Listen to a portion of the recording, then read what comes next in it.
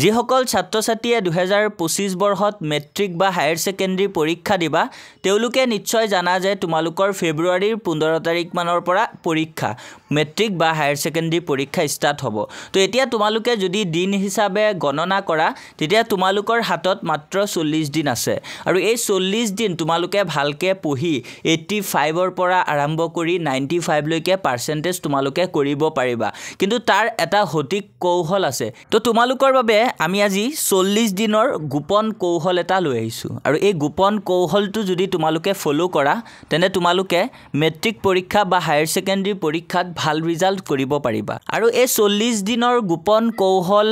তোমালোকে ফলো কৰিলে 0% ৰ পৰা 85% লৈকে তোমালোকে লাভ কৰিব পাৰিবা মেট্ৰিক বা হায়াৰ ছেকেণ্ডাৰী পৰীক্ষাত কিন্তু তাত তোমালোকৰ কিছুমান শৰ্ত আছে যিবিলাক তোমালোকে মানি চলিব লাগিব আৰু সেই মতে যদি তোমালোকে চলা সেই মতে তোমালোকে ষ্টাডি কৰা তেতিয়া কিন্তু তোমালোকে 0% ৰ পৰা 85% পোৱাটো সম্ভৱ হয় তো তাৰ কাৰণে তোমালোকে তিনিটা ৰুলছ ফলো কৰিব লাগিব প্ৰথমটো হ'ল ফলো প্ৰপাৰ ৰুটিন তোমালোকে প্ৰপাৰ ৰুটিন ফলো কৰিব লাগিব সেকেন্ড হৈছে এভয়েড সোশ্যাল মিডিয়া এভয়েড কৰিব লাগিব এন্ড লাষ্ট হৈছে মেক ষ্টাডি প্ল্যান তো এই তিনটাৰ বিষয়ে আমি ধুনিয়াকে এক্সপ্লেইন কৰি দিম কেনেকৈ কি কৰিব লাগিব গতিকে তোমালোকে ভিডিওটো স্কিপ নকৰাকে সম্পূৰ্ণ ভিডিওটো চোৱা তোমালোকৰ বাবে বহুত ইম্পৰ্টেন্ট হয় এই ভিডিওটো তো ইয়াতে প্ৰথম তোমালোকৰ আছিল প্ৰপাৰ ৰুটিন তোমালোকৰ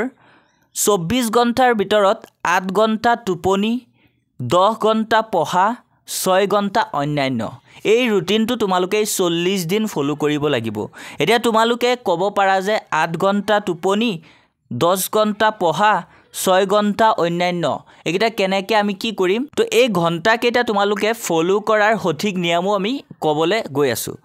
তাৰ পিছত তোমালোকৰ নেক্সট কি আছিল এভয়েড সোশ্যাল মিডিয়া সেকেন্ড আছিল সোশ্যাল মিডিয়া তো সোশ্যাল মিডিয়া মানে তোমালোকৰ বহুত ষ্টুডেন্ট আছে বৰ্তমান ফ্ৰী ফায়াৰ পাবজি এইবিলাক গেমছত পুৰা তেওঁলোকে টাইম স্পেন্ড কৰে তো তোমালোকে এই 40 দিনৰ বাবে গেমছ এভয়েড কৰিব লাগিব নেক্সট এটা মেজৰ প্ৰবলেম হৈছে ইনষ্টাগ্ৰামৰ পৰাও তোমালোকে হাতহাৰি থাকিব লাগিব আৰু ফেসবুক ইউটিউব আৰু বহুতে কি আছে ফ্ৰেণ্ডলে মেছেজ কৰি থাকে বা কল কৰি থাকে গাৰ্লফ্ৰেণ্ড বয়ফ্ৰেণ্ড হেবিলাক ৰিলেশনশিপৰ পৰা তোমালোকে 40 দিনৰ বাবে একদম দূৰত থাকিব লাগিব এভয়েড কৰিব লাগিব এবিলাক তেতিয়াহে তোমালোকে সঠিকভাৱে এই 40 দিন পঢ়া শুনা কৰিব পাৰিবা তো তোমালোকে সোশ্যাল মিডিয়াটো বুজি পাইছা গেমছৰ এভয়েড ইনষ্টাগ্ৰাম এভয়েড কৰিব লাগিব ফেসবুক এভয়েড আৰু অলাগতিয়াল মেছেজবোৰ কৰি কাৰো লগত টাইম স্পেন্ড কৰি নাথাকিবা লগতে ইউটিউবটো তোমালোকে ইউজ কৰিব পাৰা যদি পঢ়াৰ ক্ষেত্ৰত ইউজ কৰা বহুতে আছে ইউটিউবৰ পৰা ক্লাছবিলাক চাই বা বহুতে আছে এতিয়া প্ৰি ফাইনাল এক্সাম যেনেকৈ আমাৰ চেনেলতে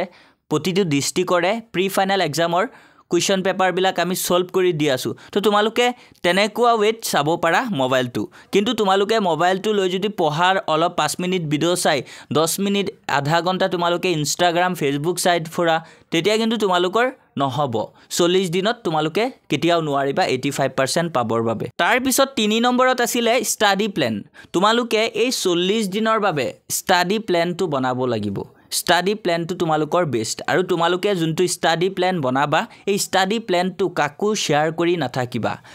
কাকো শেয়াৰ নকৰিবা কিয় কৈছো কিয়নো আজিকালি মানুহে কিন্তু মানুহৰ ভালটো নিবিচাৰে যেতিয়া তুমি তোমাৰ ষ্টাডি প্ল্যানটো বেলেগক কৈ ফুৰিবা তেতিয়া বেলেগে তোমাক এটা নেগেটিভ এনাৰ্জি দি দিব আৰু সেই নেগেটিভ এনাৰ্জিটোৱে তোমাৰ কনসিয়াস মাইন্ডটোক ডেষ্ট্ৰয় কৰি পেলাব তোমাৰ পঢ়া শুনাৰ প্ৰতি মনোযোগ নাইকিয়া হৈ পৰিব গতিকে তুমি কি পঢ়ি আছা আগলে কি পঢ়িবা কি প্ল্যান বনাইছা কিমান পাৰ্চেন্ট কমপ্লিট হ'ল এবিলাক তোমাৰ ফ্ৰেণ্ডক বা উচুৰ চুবুৰীয়া মানুহক কৈ নুফুৰিবা তুমি কি পঢ়িছা তুমি নিজে জানা ভালকে পঢ়া তোমাৰ নিজৰ ভৱিষ্যতৰ কাৰণে পঢ়িবা কাৰোবাক দেখুৱাবলে নপঢ়িবা নিজৰ ভৱিষ্যতৰ কাৰণে পঢ়িবা হেতু হৈছে তোমালোকৰ এটা ইম্পৰ্টেন্ট পইণ্ট এতিয়া মই এটা এক্সাম্পল দি বুজাই দিছো তোমালোকৰ ধৰিলোৱা যিসকলে এবাৰ মেট্ৰিক দিব তেওঁলোকৰ সাবজেক্ট আছে science maths Assamese English social আৰু যাৰ যোনটো ইলেক্টিভ সাবজেক্ট আছে সেই ইলেক্টিভ সাবজেক্টটো তো এতিয়া তোমালোকে ষ্টাডি প্ল্যানটো যে আমি কৈছিলো 10 আৱাৰ্ছ ষ্টাডি তাতে তোমালোকে কেনেকৈ মিলাবা এভৰিডে প্ৰতিদিন তোমালোকে 2 আৱাৰ্ছ কে সায়েন্স পঢ়িবা সায়েন্স সদায় 2 ঘণ্টা লগতে তোমালোকে সদায় 2 ঘণ্টা মেথছ মাষ্ট বি প্ৰেক্টিছ কৰিবাই কিয়নো মেথছ হৈছে এটা কনচেপচুৱেল সাবজেক্ট সায়েন্স হৈছে এটা কনচেপচুৱেল সাবজেক্ট সো তোমালোকে মেথছ আৰু সায়েন্স এই দুটা সাবজেক্ট সদায় 2 ঘণ্টা তোমালোকে দিবাই এই দুটা সাবজেক্টত নেক্সট তোমালোকৰ আসামিছত তোমালোকে সদায় 1.5 ঘণ্টা দিবা 1.5 ঘণ্টা পঢ়িবা আসামিছ 1.5 ঘণ্টা পঢ়িবা তোমালোকে ইংলিছ লগতে 1.5 ঘণ্টা পঢ়িবা তোমালোকে সোশিয়েল আৰু যাৰ যোনটো ইলেক্টিভ সাবজেক্ট আছে সেই ইলেক্টিভ সাবজেক্টটো তোমালোকে 1.5 ঘণ্টা পঢ়িবা এই 40 দিন এদিনও তোমালোকে স্কিপ কৰিব নোৱাৰিবা 40 দিন একদম কন্টিনিউয়াছলি তোমালোকে 40 ডেজ পঢ়িব লাগিব সদায় 2 ঘণ্টাকে সায়েন্স 2 ঘণ্টাকে তোমালোকে ম্যাথছ প্ৰেক্টিছ কৰিব লাগিব 1.5 ঘণ্টা আসামিছ 1.5 ঘণ্টা ইংলিছ 1.5 ঘণ্টা সোশিয়েল আৰু 1.5 ঘণ্টা তোমালোকে ইলেক্টিভ সাবজেক্টটো পঢ়িব লাগিব টোটাল তোমালোকে পঢ়িব লাগিব 10 ঘণ্টা সদায় তো তোমালোকে 8 ঘণ্টা টোপনি যাবা মাষ্ট বি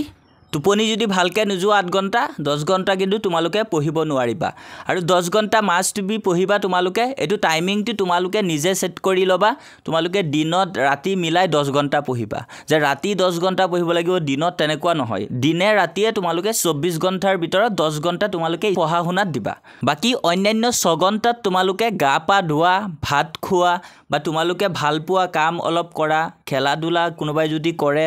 10-15 মিনিট হেতু তোমালোকে মিলাই লবা আৰু যদি তোমালোকে 8 ঘণ্টা টোপনি 10 ঘণ্টা পঢ়া আৰু 6 ঘণ্টা অন্যান্য এই ৰুলছটো যদি তোমালোকে ফলো কৰা এই 40 দিন তোমালোকে ভাল এটা ৰিজাল্ট নিশ্চয় কৰিব পাৰিবা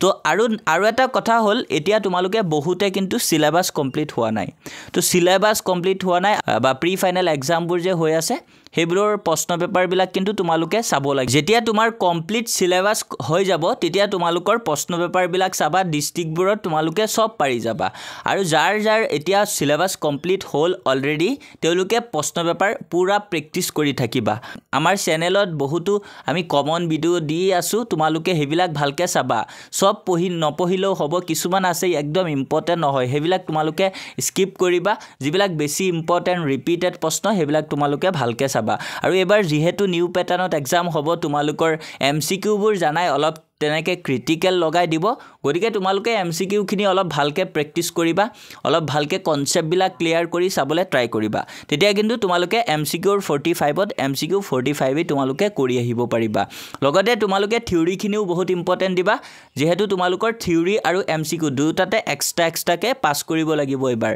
যদি তোমালোকে থিওৰিত পাস কৰা এমসিকিউত ফেল কৰা তেতিয়া কিন্তু তোমাক ফেল বুলি কনসিডাৰ কৰিব গতিকে তোমালোকে ভালদৰে কনসেপ্ট বিলাক ক্লিয়াৰ কৰি থিওৰি আৰু এমসিকিউ দুটাতে গুৰুত্ব দিয়া আৰু তোমালোকৰ যদি সিলেবাস কমপ্লিট হল তেতিয়া তোমালোকে টেস্ট পেপাৰ চাব পাৰা আৰু সিলেবাস কমপ্লিট নকৰাকে টেস্ট পেপাৰ চোৱাৰ কোনো কাৰণ নাই আৰু